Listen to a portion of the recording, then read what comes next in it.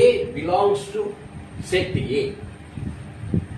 మనము సెట్లోని ఎలిమెంట్స్ను small లెటర్స్తో denote చేస్తాం, సెట్స్ను capital లెటర్స్తో denote చేస్తాం. సెట్స్కు పేరు పెట్టడం క్యాపిటల్ లెటర్స్తో డినోట్ చేస్తాం సెట్స్ను. సెట్లోని ఎలిమెంట్స్ను స్మాల్ లెటర్స్తో డినోట్ చేస్తాం. సో ఏ బిలాంగ్స్ టు ఏ అనే ఎలిమెంట్ సెట్ ఏకు చెందుతుంది. బిలాంగ్స్ టు అంటే చెందుతుంది. దాన్నే మనము సింబల్ని యూజ్ చేసి ఏ విధంగా రాస్తామంటే ఏ బిలాంగ్స్ టుకు ఈ సింబల్ వాడతాం. ఈ బిలాంగ్స్ టు ఈ సింబల్ ఇది గ్రీక్ సింబల్ అంటారు. గ్రీక్ సింబల్ ఎప్సిలాన్ అంటారు దీన్ని. ఎప్సిలాన్ లో ఈ ఉంది కదా, ఆ ఈని తీసుకొని పైన కింద గట్టిగా ప్రెస్ చేయి. అట్లా ప్రెస్ చేసినాం అనుకోండి, అప్పుడు ఈ వర్టికల్ లైన్ ఏమైపోతుంది, అట్లా బెండ్ అవుతుంది. అదే ఎప్సిలాన్. ఈలో ఎప్సిలాన్ లో ఇది గ్రీక్ సింబల్ ఎప్సిలాన్.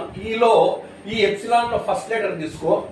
ఆ ఫస్ట్ లెటర్ తీసుకొని ఆ ఈని పైన కింద ఇట్లా ప్రెస్ చేయి. ఇట్లా పట్టుకొని వంగిపోతుంది. ఈ వర్టికల్ లైన్ ఇట్లా కరువుగా వస్తుంది. ఇదే బిలాంగ్స్ టు సింబల్ వాడతాం. ఎప్సిలాన్ ని బిలాంగ్స్ టుగా వాడతాం. తర్వాత మీకు హయ్యర్ క్లాసెస్ లో వస్తుంది, రియల్ అనాలిసిస్ క్యాల్కులస్ లో కూడా. ఇది ఎప్సిలాన్ అంటే కనుక ఇది అంటే త్రీ ఇట్లా రాస్తాం కదా, ఆ 3కే అట్లా దాన్ని తిరిగితే 3ని అది అట్లా. దీన్ని ఎప్సిలాన్ అని స్మాల్ పాజిటివ్ వాల్యూని తర్వాత వస్తుంది మీకు.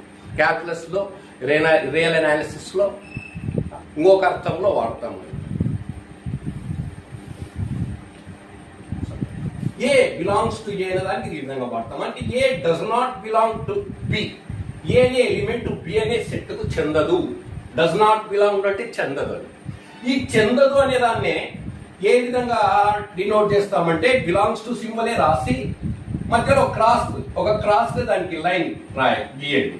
దాన్ని డస్ నాట్ బిలాంగ్స్ టు. ఆ మధ్యలో క్రాస్ గా లైన్ కనపడుతుంది అంటే does not belongs to symbol.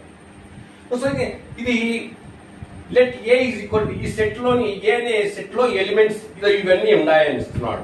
అయితే ఇక్కడ కింద బ్లాంక్స్ ఇస్తున్నాడు. ఈ బ్లాంక్స్ లో ఏ symbol correct, belongs to symbol రాస్తావా, does not belongs to symbol ఏ సింబల్ అది కరెక్ట్ గా పెట్టండి, ఆ కరెక్ట్ గా రాయండి అంటున్నాడు. ఆ సింబల్ ఈ బ్లాంక్స్ లో ఈ సింబల్ సరిపోతుందా, ఆ సరి అయిన సింబల్ రాయండి బ్లాంక్స్ లో. ఇక్కడ చూడండి 5 ఉంది. 5 అనేది ఈ సెట్ కు చెందుతుందా లేదా చూడండి.